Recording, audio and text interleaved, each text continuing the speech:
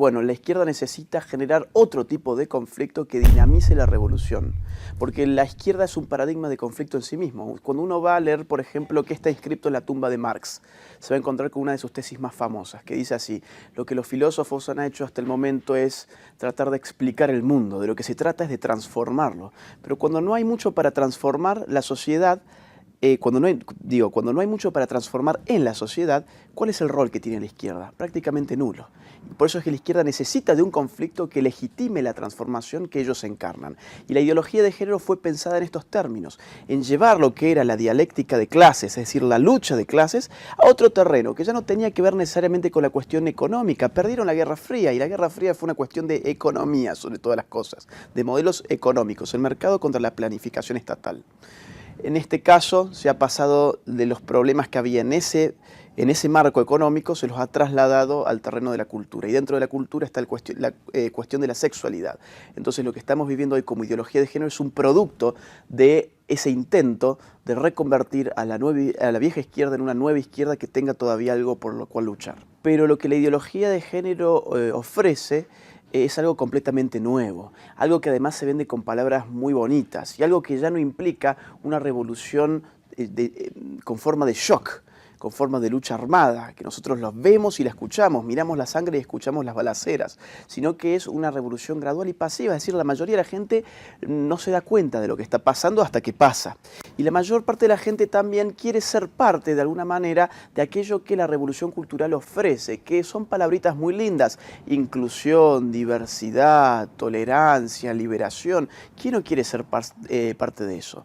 Cuando además a uno se le vende que las ideas tienen tiempos. Entonces el tiempo se ha convertido, conforme a la religión del progresismo, en el criterio epistemológico y moral por definición. Esto es, ideas nuevas son las ideas verdaderas y las ideas buenas. Las ideas viejas son las ideas falsas y las ideas malas. Un absurdo total. Bajo ese engaño, la ideología de género se convierte en moda y ofrece a los jóvenes la posibilidad de ser cool. Es decir, ¿quién no quiere ser mente abierta? Sobre todo, aparte, con presiones académicas, universitarias y escolares, a partir de las cuales uno ya no puede hablar con libertad en una universidad, con lo cual la universidad se degrada en su propia condición. El propio nombre te lo dice: universidad, un lugar donde la universalidad de ideas tendría que tener lugar, por lo menos para ser sujetas al debate, a la discusión, y sin embargo eso ya no es así. Hoy una persona en una universidad, un joven que quiera plantear su disidencia con ideología de género, tiene peligros de no recibirse jamás. Entonces nos sumamos a la corriente, sea por moda o sea por supervivencia. Eso se llama hegemonía.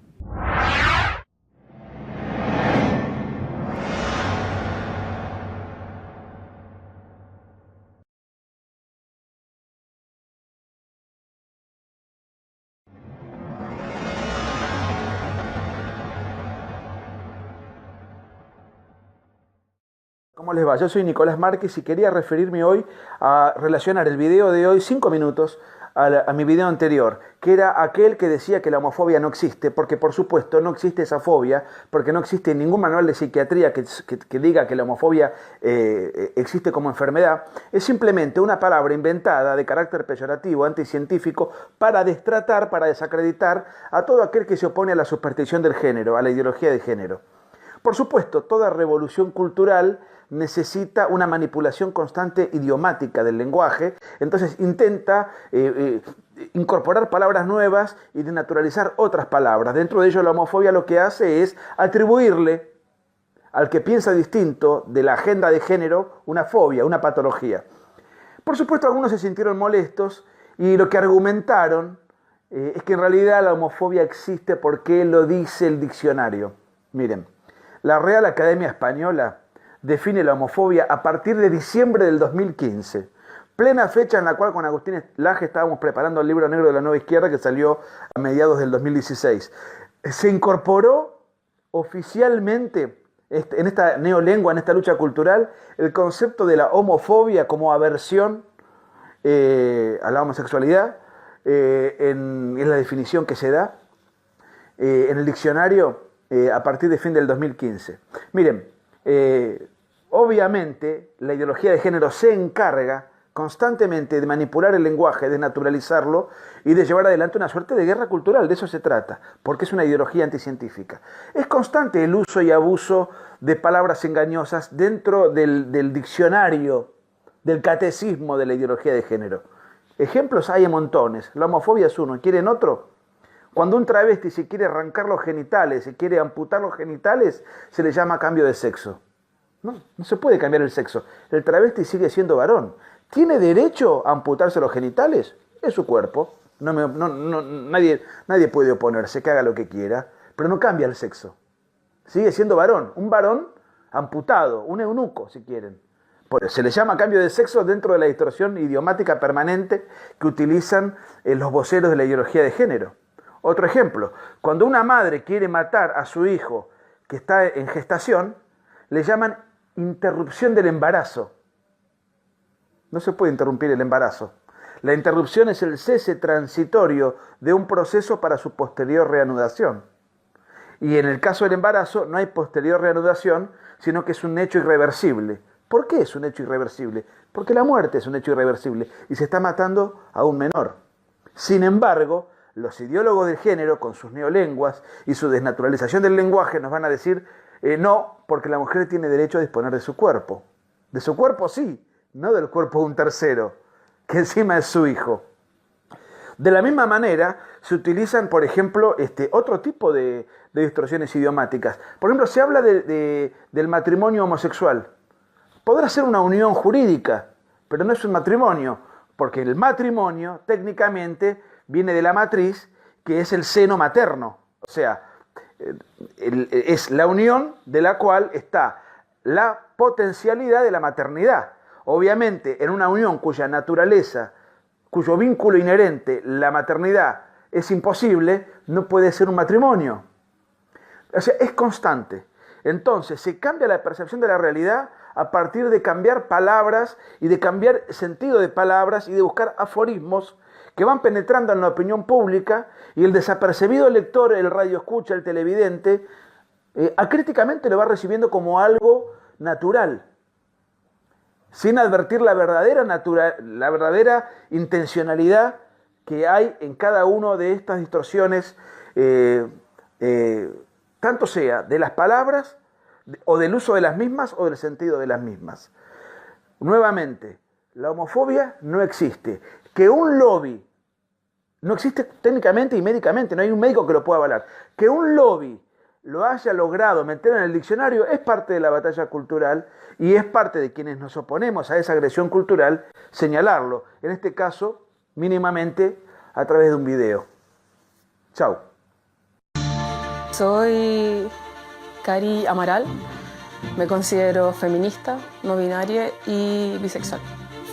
No se trata de incluir a hombres, mujeres, aquellos que transitan hacia esas identidades de género u homosexuales, sino que de sumar a los discursos públicos a aquellos que más allá de sus cuerpos o preferencias sienten que no son incluidos, una realidad que las voceras feministas han intentado poner sobre el tapete, incluso a través del lenguaje. Hoy, nosotros, como estudiantes agrupados, compañeros, hoy se cumplen 4 días épicos de trabajo. Nosotras no estamos